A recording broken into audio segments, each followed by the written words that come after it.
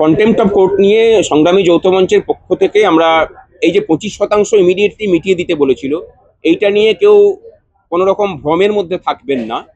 বাকি যে 75% সেটা নিয়ে আমরা কোনো কথা বলিনি।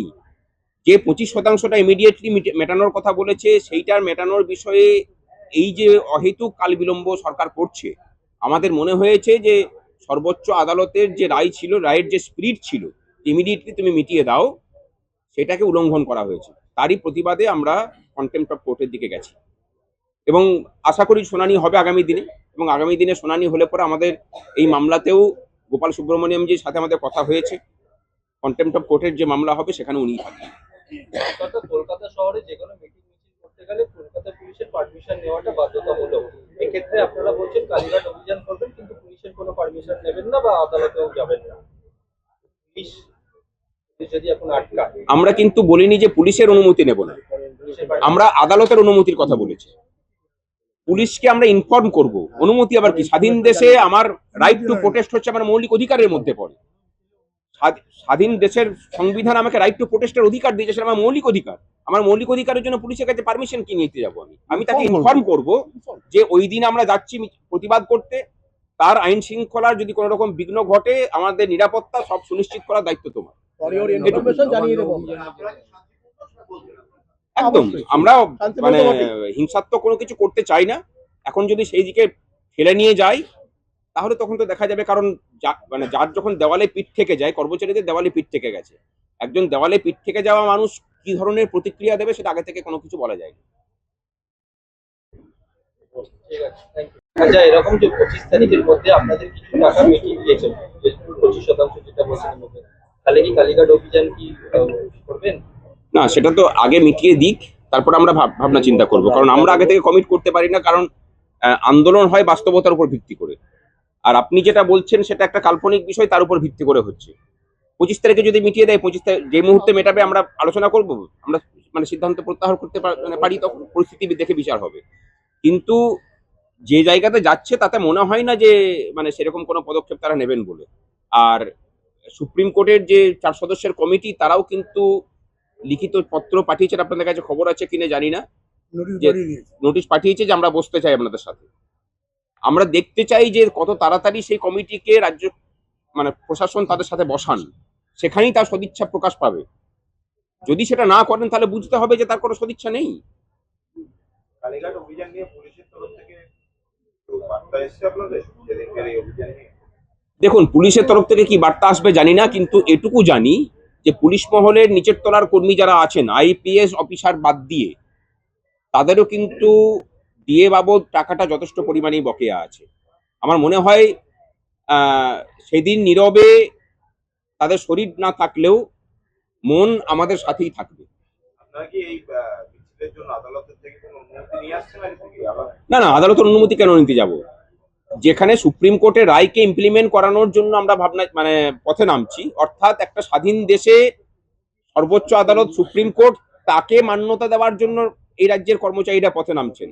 তাহলে তো অনুমতি চাইতে গেলে তো সুপ্রিম কোর্টের কাছে অনুমতি চাইতে যেতে হয় যে হে মহামান্য আদালত, তোমাকে মানছে না পশ্চিমবঙ্গ সরকার, তোমাকে মান্যতা দেওয়ার জন্য আমরা পথে নামছি, আমাকে অনুমতি দেওয়া হোক।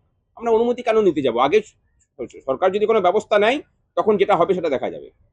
এর আগেও আপনাদের ওই এলাকায় আমার আগে সংগ্রামী যৌথ মঞ্চের অন্যতম আহ্বায়ক ভাস্কর ঘোষ এবং যৌথ মঞ্চের বিশ্বজিৎ গুপ্ত চৌধুরী, ওরা বিশদভাবেই বললেন।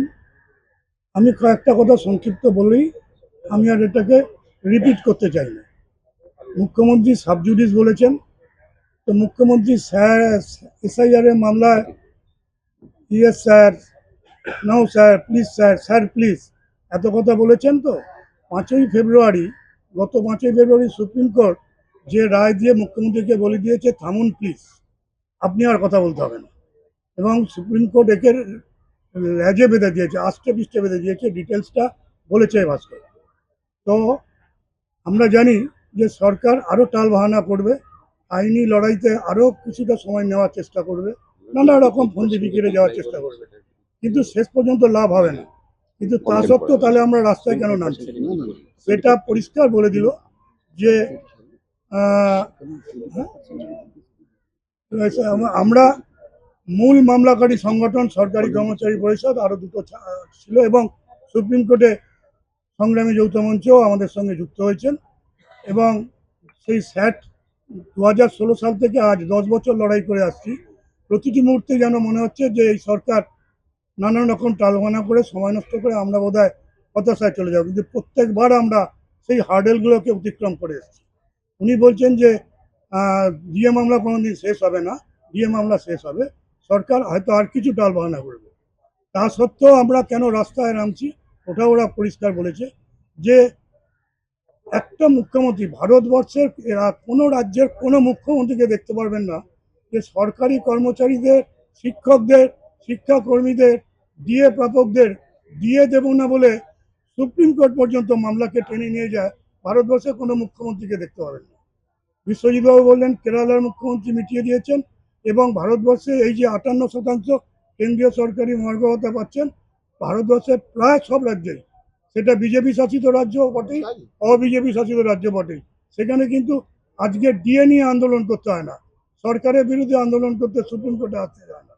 এবং অষ্টম বেতন কমিশন যেমন কেন্দ্রীয় সরকার গঠন করেছেন, আসামে বিজেপি মুখ্যমন্ত্রী ডক্টর হেমন্ত বিশ্ব শর্মা অষ্টম বেতন কমিশন গঠন করে দিয়েছেন চাপে পড়ে। যেহেতু এই যে সপ্তম বেতন কমিশন সরকার বাজেটে বলেছেন কিংবা যা দিচ্ছেন, এটা শুধুমাত্র আইনি লড়াইতেও নয়, রাস্তায় নেমে আন্দোলন হচ্ছে বলে এইটুকুও দিচ্ছেন, নাহলে এইটুকুও উনি দিতেন না।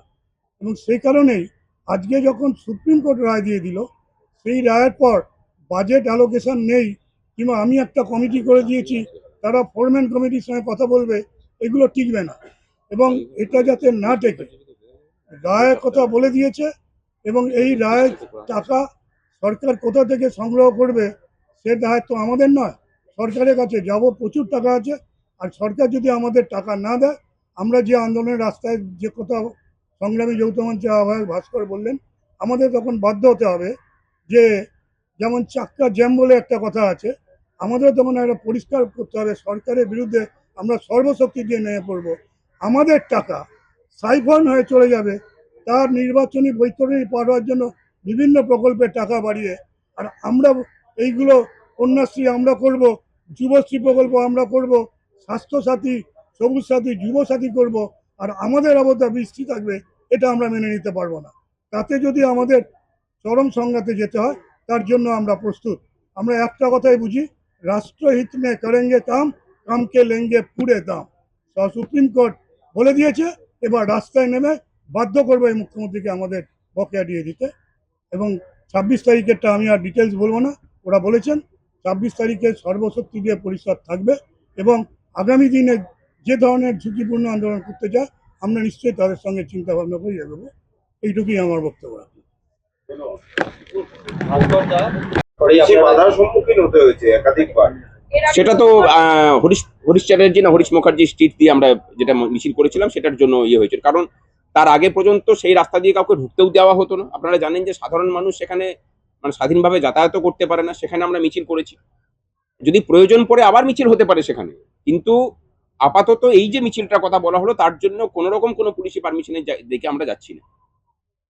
আর যদি বাধা দিতে আসে তাহলে এর রূপ আরো ভয়ানক হবে, এটুকু বলে দিতে পারি।